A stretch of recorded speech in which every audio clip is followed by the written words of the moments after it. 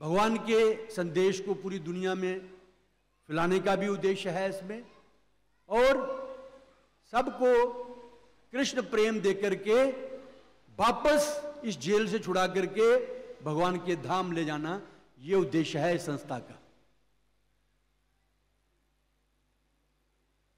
प्रभुपाद जी ने ये किया, अभी प्रभुपाद जी के शिष्य, उनको शिष्यों के शिष्य सब लोग यही कर रहे हैं। यद्यपि सब लोगों को तो हम नहीं ले जा सकते भगवत धाम में, कुछ तो 10 नंबरी रहेंगे ही, कुछ ठीक होंगे, उसके बाद और 10 नंबरी पैदा होते जाएंगे जो जेल में रहने के काबिल हैं। लेकिन फिर भी कुछ लोग जो सुकृतन हैं, दुष्कृतन नहीं हैं, ऐसे लोगों को भगवत धाम ले जाने का प्रयास है इसका अनुसंस्था के द्वारा। तो आज प्रभुपाद जी का ही श्लोक एक लेक्चर दिया हुआ है उन्होंने, उसी को पढ़ेंगे हम लोग। आप सुनिए। ये श्रीमद् भागवतम के 5वें अध्याय का 31वां श्लोक है। नाते विदु स्वार्थ गतिम ही विष्णुम दुराशया ये बहिर्र्थमानिना अंधा यथा अंधेर उपनियमानास ते पीस तंत्रयाम उरुदामनी बद्धा। एक बार और पढ़ूंगा मैं, आप सुनिए, लिखा नहीं है ना इसलिए आप लोग केवल सुनिए। बड़ा महत्वपूर्ण श्लोक है ये, प्रभुपाद जी ने कई बार इसका रेफरेंस दिया है। नाते विदुहि स्वार्थ गतिम ही विष्णु दुराशया ये बहिर्र्थमानिना अंधा यथा अंधेर उपनियमानास तेपीस तंत्रयाम उरुदामनी बद्धा। शब्दार्थ, न नहीं, ते वे विदु जानते हैं, स्वार्थम गतिम जीवन का चरम लक्ष्य या अपना असली हित ही निसंदेह विष्णु भगवान विष्णु तथा उनके धाम को दुराशया इस भौतिक जगत का भोग करने के इच्छुक ये जो वही बाह्य इंद्रिय विषय अर्थमानिना महत्वपूर्ण मानते हुए अंधे व्यक्ति यथा जिस प्रकार अंधे दूसरे अंधे व्यक्तियों द्वारा उपनियमाना ले जाए जाकर ते वे अपि यद्यपि ईश तंत्रयाम भौतिक प्रकृति की रस्सियों या नियमों को उरु अत्यंत शक्तिशाली दामनी रस्सियां बद्धा बंधी हुई। अनुवाद श्रील प्रभुपाद जी के द्वारा। मेरे पीछे बोलिए, जो लोग, मेरे पीछे बोलिए, जो लोग भौतिक जीवन के भोग को भावना द्वारा दृढ़ता से बंधे हैं और जिन्होंने अपने ही समान बाह्य इंद्रिय विषयों से असक्त अंधे व्यक्ति को अपना नेता या गुरु स्वीकार कर रखा है, वे ये नहीं समझ सकते कि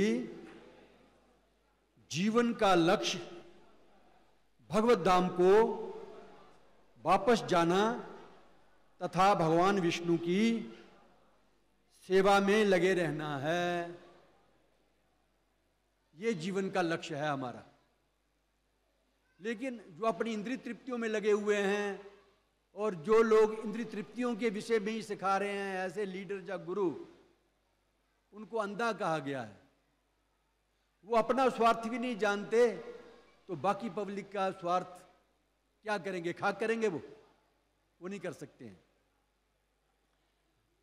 आगे और लिखते हैं व्यासदेव जी, जिस प्रकार अंधे व्यक्ति द्वारा ले जाया गया दूसरा अंधा व्यक्ति सही मार्ग भूल सकता है और गड्ढे में गिर सकता है, उसी प्रकार भौतिकता से आसक्त व्यक्ति अन्य अपने ही जैसे व्यक्ति द्वारा मार्ग दिखलाए जाने पर सकाम कर्म की रस्सियों द्वारा बंधे रहते हैं, जो अत्यंत मजबूत धागों से बनी होती हैं।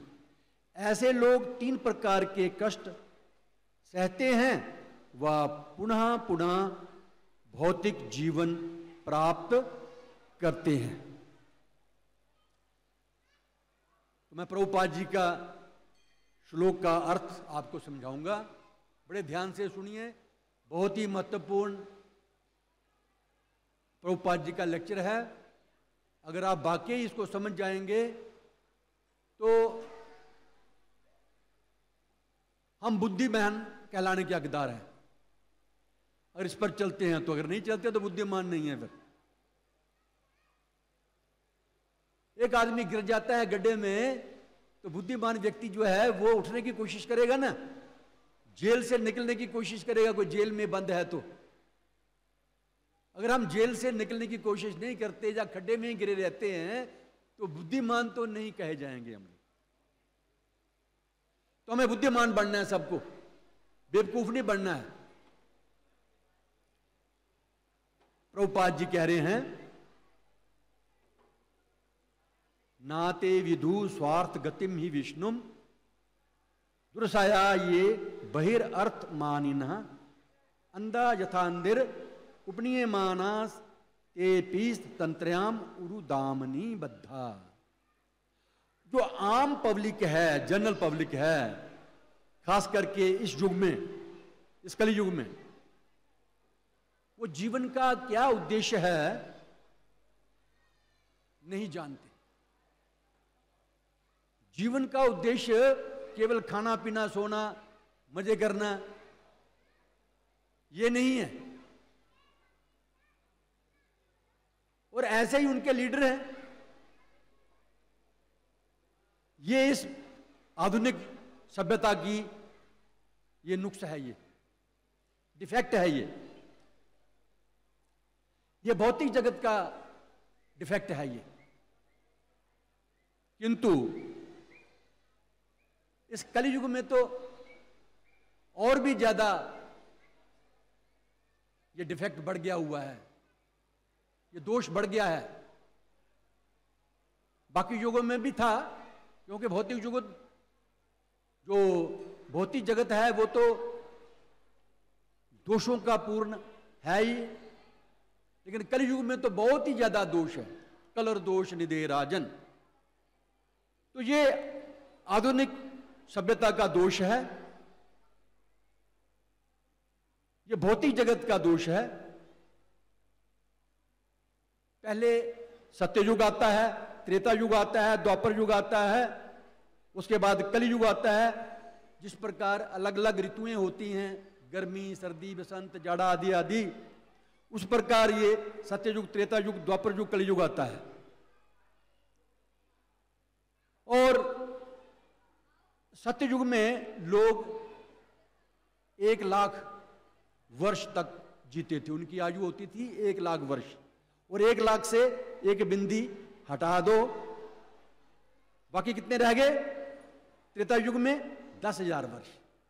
एक एक बिंदी हटाते जाओ, 10,000 के बाद एक बिंदी हटा दो, 1000, 1000 में से एक बिंदी हटा दो, 100। कलियुग में 100 साल की आयु मैक्सिमम मानी गई है।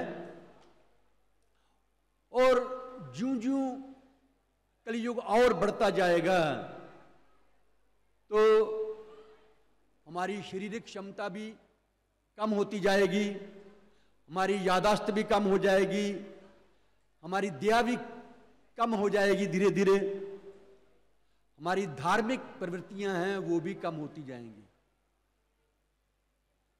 अभी हमें याद है कि हमारे जो पूर्वज थे, हमारे ताऊ, हमारे दादा, वो लंबे लंबे होते थे, उनकी यादाश्त भी तेज होती थी, ताकत भी होती थी उनमें।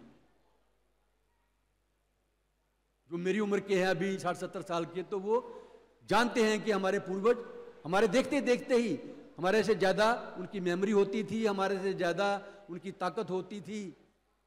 लेकिन धीरे धीरे कम होती जा रही है।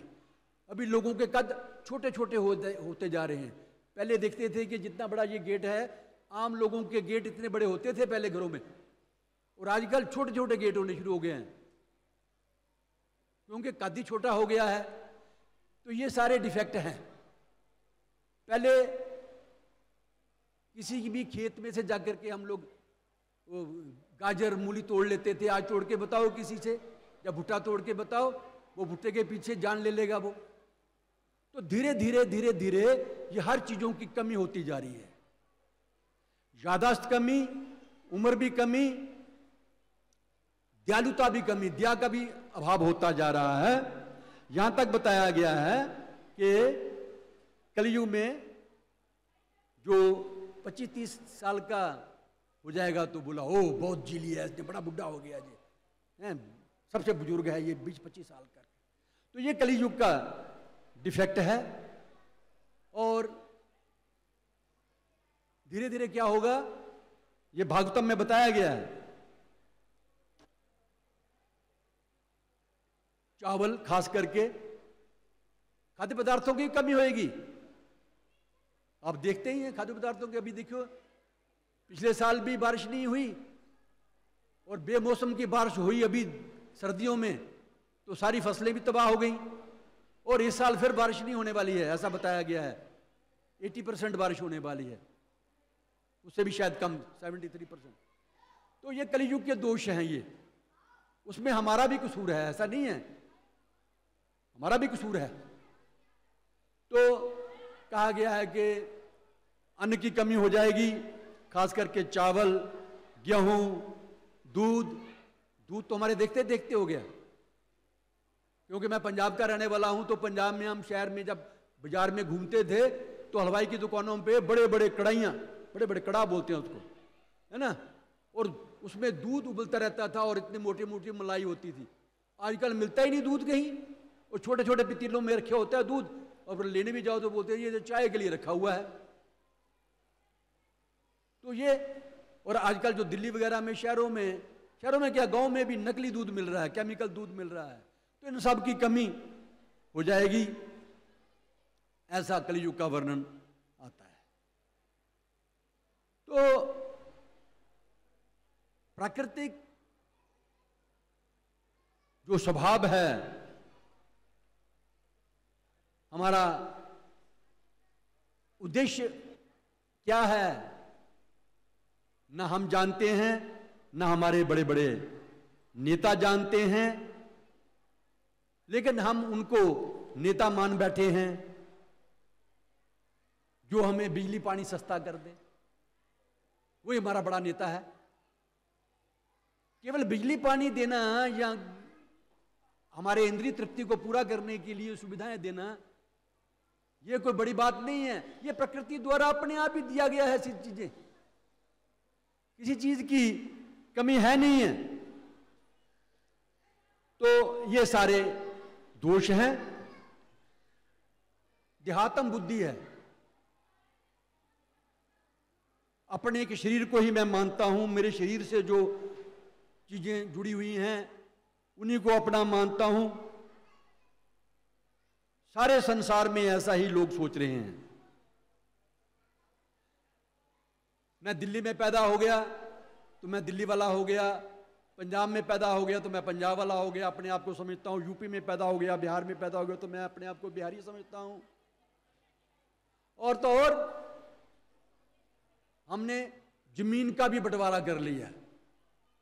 ये उत्तराखंड की जमीन है, ये दिल्ली की जमीन है, ये हरियाणा की जमीन है, ये पाकिस्तान की जमीन है, ये अमेरिका की जमीन है। हर एक चीज का बंटवारा कर लिया हमने, जबकि सारी जो चीजें हैं केवल इसी पृथ्वी की नहीं, चाहे वो पृथ्वी के अंदर है, चाहे को पृथ्वी के बाहर है, हवा में है, आकाश में है, पानी में है, सब कुछ भगवान की है। सबका मालिक कौन है? भगवान है। ईशावास्यम इदम सर्वम। हर एक चीज जो है वो कृष्ण की है, कृष्ण से संबंधित है। किंतु यहां पर बताया गया है, अंधा यथा अंधेर उपनीयमाना। ये जो नेता लोग हैं अपने आप ही अंधे हैं, और अंधे लोगों को, जो जनरल पब्लिक है अंधी है, जनरल पब्लिक को कुछ पता नहीं है मेरा स्वार्थ क्या है, उनके बहकावे में आकर के वो भी, लीडर भी खड्डे में गिरता है और पब्लिक तो खड्डे में गिरती ही है। तो फिर ये वाई दे आर ब्लाइंड, ये अंधे क्यों हैं? क्योंकि उनको उनका स्वार्थ पता नहीं है कि मेरा स्वार्थ क्या है, जीवन का लक्ष्य क्या है। नाते विदु स्वार्थ गतिम। प्रभुपाद जी कहते हैं कि हर एक आदमी स्वार्थी है, ठीक है, बहुत अच्छा, बहुत अच्छी बात है, ये हमें स्वार्थी होना चाहिए, लेकिन हमारा स्वार्थ क्या है ये हम नहीं समझते। सेल्फ इंटरेस्ट हमारा क्या है इसके बारे में हमें कोई पता नहीं है। कहा गया है कि यद यद अचरती श्रेष्ठा तत्तत् वेतरो जना। नेता लोग जिम्मेदार हैं, जैसा नेता करेगा, बड़ा आदमी करेगा, वैसा ही बाकी पब्लिक करती है, ऐसा ही करती है ना।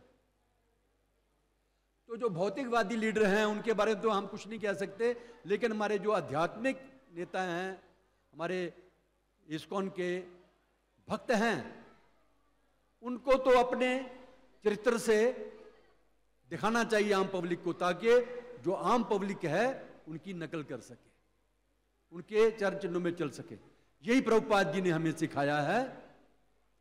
तो जब भक्त लोग अपना आचरण ठीक रखेंगे तो जो आम पब्लिक है वो भी अपना आचरण ठीक रखेगी। लेकिन भौतिकतावादी जो नेता हैं उनका अनुसरण नहीं करना है, उनका अनुगमन नहीं करना है, क्योंकि उनको अपना ही स्वार्थ पता नहीं है। यद यद आचरति श्रेष्ठा।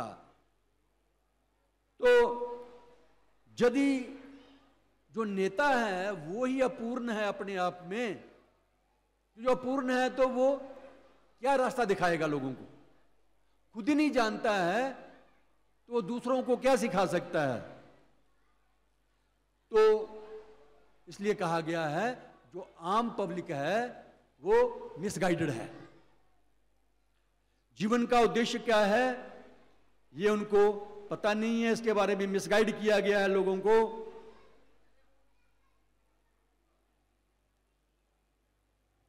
और ते पिसा तंत्र उरुदामनी बद्धा। और प्रकृति के जो नियम है, रजोगुण तमोगुण सत्वगुण, इनके संक्रामण से, इन्फेक्शन से हम लोग इस भौतिक जगत में कार्य कर रहे हैं, अलग अलग किस्म के कार्य कर रहे हैं। जबरदस्ती करना पड़ता है संक्रामक, ये इन्फेक्शन हो गया हुआ है हमें इस भौतिक जगत में आकर के। वो नहीं जानते कि ये जो प्रकृति के नियम हैं अलग अलग तरीके से कैसे कार्य कर रहे हैं, क्यों कार्य करने हैं, ये लोगों को पता नहीं है। हमारी मर्जी के अगेंस्ट हम नहीं चाहते हैं कि प्रकृति ऐसे कार्य करे, हम तो चाहते हैं प्रकृति हमारे अनुसार कार्य करे, लेकिन हमारे अनुसार प्रकृति कार्य नहीं करती है। वो तो भगवान के कंट्रोल में है, उसी के अनुसार कार्य करती है। जैसे हम नहीं चाहते हैं कि हम मरे, दुनिया का कोई आदमी नहीं चाहता है कि मैं मरूं, लेकिन यह प्रकृति जो है, प्रकृति का नियम है, जो पैदा हुआ है वो मरेगा। इस भौतिक संसार में पुनरपि जननम पुनरपि मरणम पुनरपि जननी जठरे शयन, बार बार मरना है, बार बार फिर पैदा होना है। जन्म मृत्यु जरा व्याधि, ये बार बार इस भौतिक जगत में हमें मिलते रहने हैं। तो ये नियम क्यों जबरदस्ती हमारे पर थोपे गए हैं? क्यों मुझे जबरदस्ती मरना पड़ रहा है? कोई मरना नहीं चाहता है, लेकिन सबको मरना पड़ता है। हम कोई भी प्रकृति को लांघ नहीं सकते, सरपास नहीं कर सकते। इसलिए जो कृष्ण भगवत गीता में कहते हैं कि आप प्रकृति के जो समस्याएं हैं प्रकृति के अंडर में, इनको हल करने की, अपनी समस्याओं को हल करने की कोशिश करते हैं, लेकिन ये आपको तरीका ही पता नहीं है, गलत तरीका अपना रहे हैं। जन्म मृत्यु जरा व्याधि दुख दोषानुदर्शनम, ये असली प्रॉब्लम्स हैं। लेकिन हम क्या करते हैं, जो छोटी छोटी प्रॉब्लम्स हैं, छोटी छोटी समस्याएं हैं, उनको अपने तरीके से हल करना चाहते हैं, जुगाड़ लगा करके। ये शब्द ठीक है, जुगाड़ लगा करके। गर्मी बहुत लगती है तो पंखा आ गया, पहले पंखे नहीं होते थे, हाथ वाले पंखे होते थे, हाथ से घुमाते थे, और ज्यादा जुगाड़ कर लिया है, एसी बना दिया, एसी के बाद बीच में बैठे रहेंगे तो कितनी देर तक एसी के अंदर बैठोगे? एक्चुअली ये ज्यादा समस्याएं नहीं है, ज्यादा सबसे बड़ी समस्याएं हैं जन्म मृत्यु जरा व्याधि। ये असली समस्याएं हैं हमें, ये जीवन की असली समस्या है हमारी। ये भौतिक शरीर जो है, ये हमारी असली समस्या है। असली समस्या हमारी है कि हमने ये भौतिक शरीर प्राप्त कर लिया। अभी जेल में तो ये भौतिक शरीर नहीं मिलेगा हमें, चाहे हम इस पृथ्वी पर रहें, चाहे स्वर्गलोक में रहें, चाहे इस भौतिक जगत के किसी भी बड़े बड़े बड़े ब्रह्मांड में रहें, ब्रह्मा लोक में भी रहें, तो ये शरीर तो भौतिक ही है। ड्यूरेशन ऑफ लाइफ जो है, जीवन जो है वो लंबा हो सकता है ब्रह्मा के लोक में, स्वर्ग लोकों में, पृथ्वी में कम है। लेकिन ये मूल समस्याएं जो है हमारी, जन्म मृत्यु जरा व्याधि, ये तो सभी जगह रहेंगी जब तक ये भौतिक शरीर रहेगा। हमारा शरीर भौतिक है, इंद्र का शरीर भी भौतिक है, ब्रह्मा का शरीर भी भौतिक है, क्योंकि ये सारे जेलें हैं। A class jail, B class jail, C class jail, जैसे तिहाड़ जेल में भी होती है ना, A class, B class, C class jail, इस प्रकार ये भी जेलें हैं। तो फिर क्या अर्थ निकला इसका? सारी समस्याओं का जड़ क्या है? यह भौतिक शरीर। भौतिक शरीर के कारण ही ये समस्याएं हैं यार। फिर हमें क्या करना है? हमें आध्यात्मिक शरीर प्राप्त करना चाहिए। आध्यात्मिक शरीर कहां मिलता है? भगवान के धाम में आध्यात्मिक शरीर है, वैकुंठ लोक में है, गोलोक धाम में है।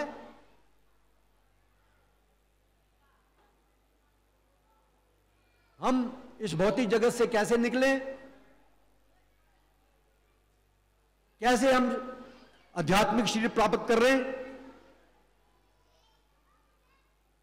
ये भौतिक बंधन से कैसे निकलें? जेल की सलाखों से कैसे निकलें? ये असली समस्याएं हैं हमारी। लेकिन ऐसा आम पब्लिक जानती नहीं है। कौन जानता है इसके बारे में?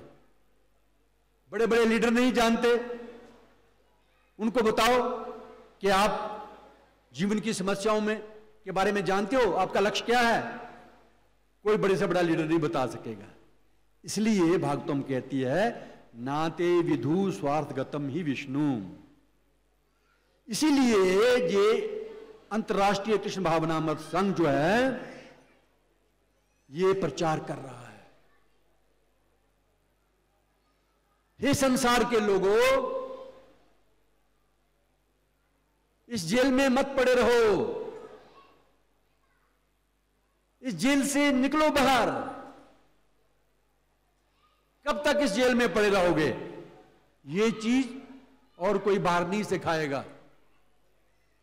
आपने बहुत सारी संस्थाएं देखी हैं, शायद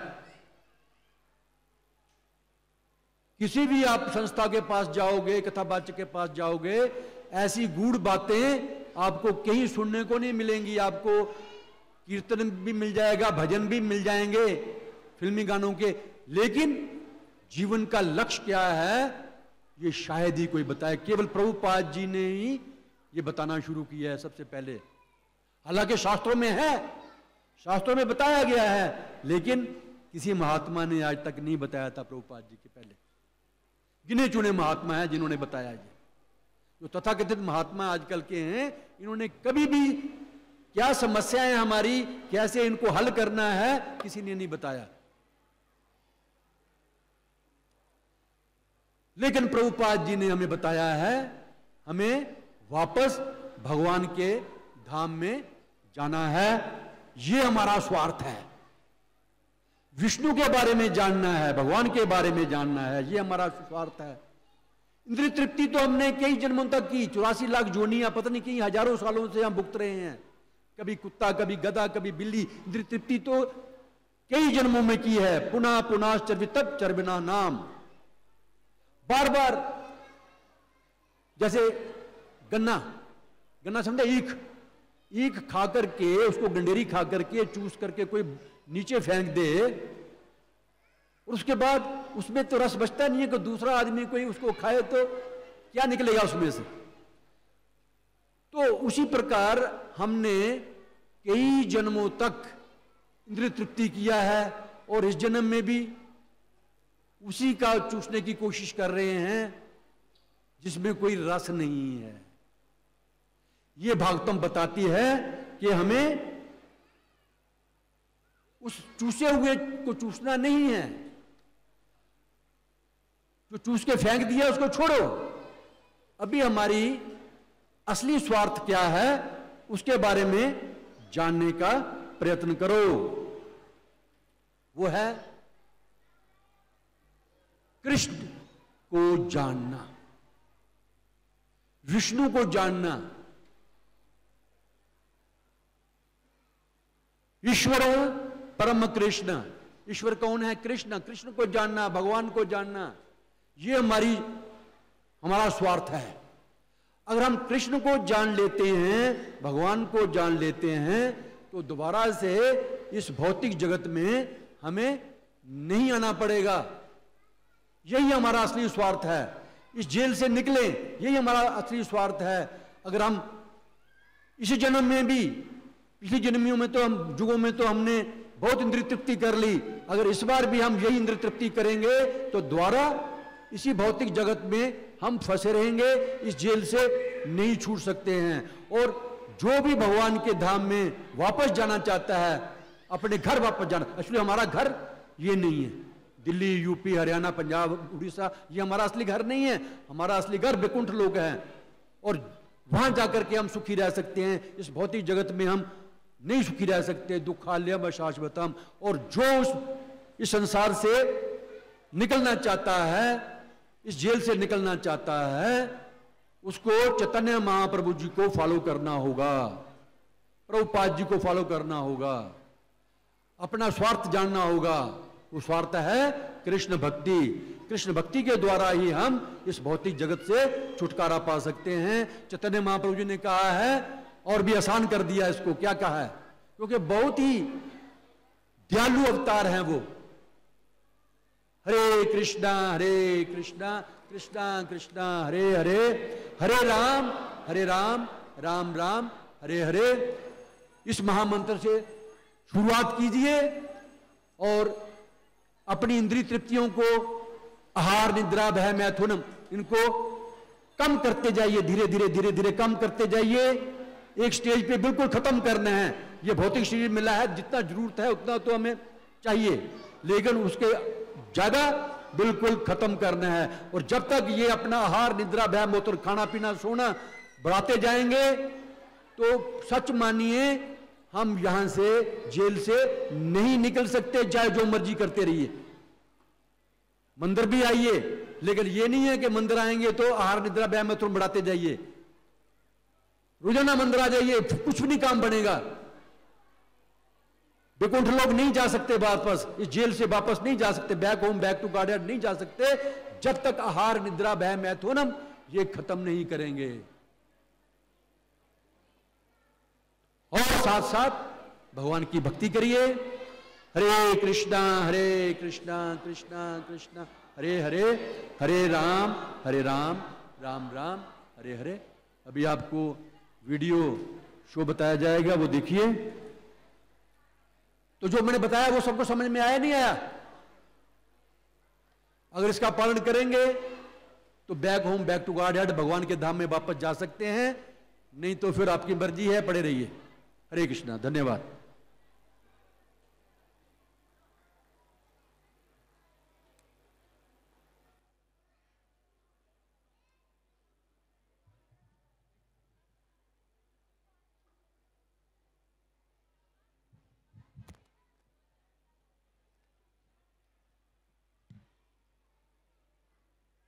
हरे कृष्णा, बहुत बहुत धन्यवाद करेंगे प्रभु जी का। और अभी हम लोग यहाँ पे कुछ वीडियो दिखा रहे हैं आपको, तो क्योंकि नीचे काफ़ी गर्मी भी है और 2 से 2:30 बजे के बीच हमारे जो लाइफ मेंबर्स हैं उनके लिए प्रसाद है, और 2:30 बजे के बाद बाकी आप सभी के लिए प्रसाद होगा।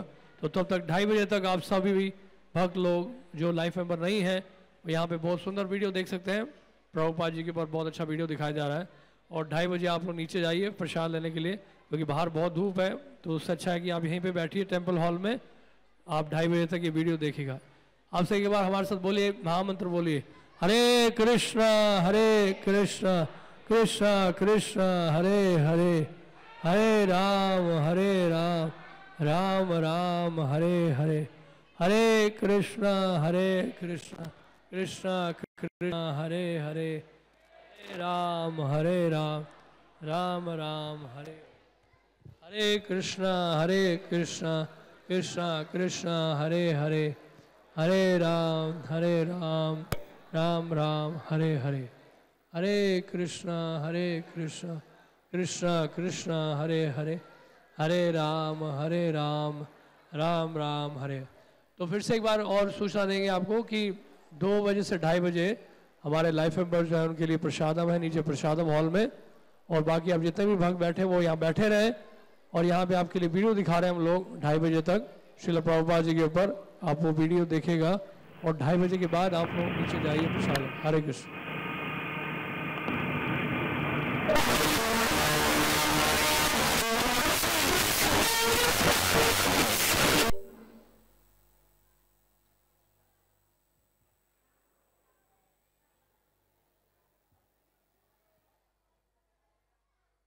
श्री जगन्नाथ, बहुत से हैं उनके नाम, अल्लाह, यहोवा, बुद्ध, श्री राम, भगवान।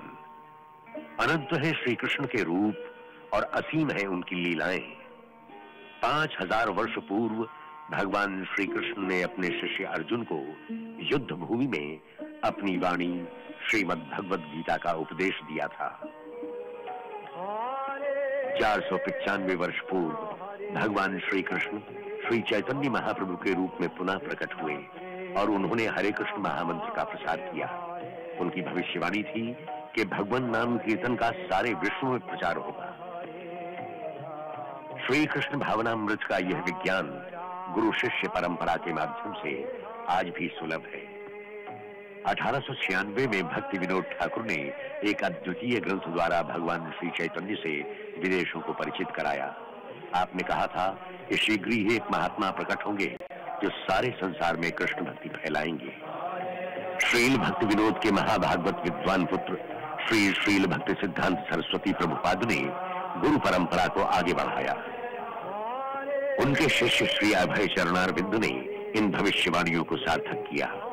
कृष्ण भक्ति और अपने गुरु में अटूट विश्वास के साथ 1965 में श्री अभय ने, जो अब एसी भक्ति वेदांत स्वामी श्रील प्रभुपाद के नाम से जाने जाते हैं, कलकत्ता से न्यूयॉर्क की जल यात्रा की। उम्र 70 वर्ष, पास में न धन था न कोई साथी, किंतु हृदय में थी एक अमूल्य निधि, कृष्ण प्रेम।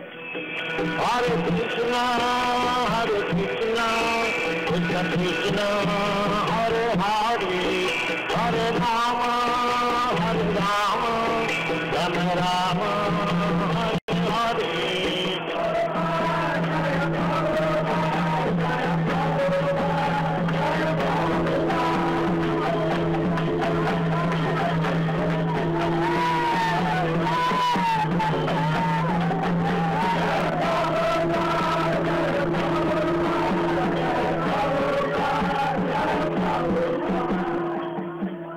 We are receiving the transcendental knowledge through Guru Parampara, succession. Srila Prabhupada समझाते हैं कि ये दिव्य ज्ञान गुरु परंपरा से प्राप्त होता आ रहा है, इसीलिए हमें तो मात्र गुरु से आज्ञा लेनी चाहिए, और यदि हम पूर्ण रूपेण तन मन धन से उस आज्ञा का पालन कर सकें, यही हमारी सफलता है। यह गुरु सेवा व्यावहारिक है, मेरी कोई व्यक्तिगत योग्यता नहीं है, परंतु मैंने तो केवल अपने गुरु को संतुष्ट करने का प्रयत्न किया।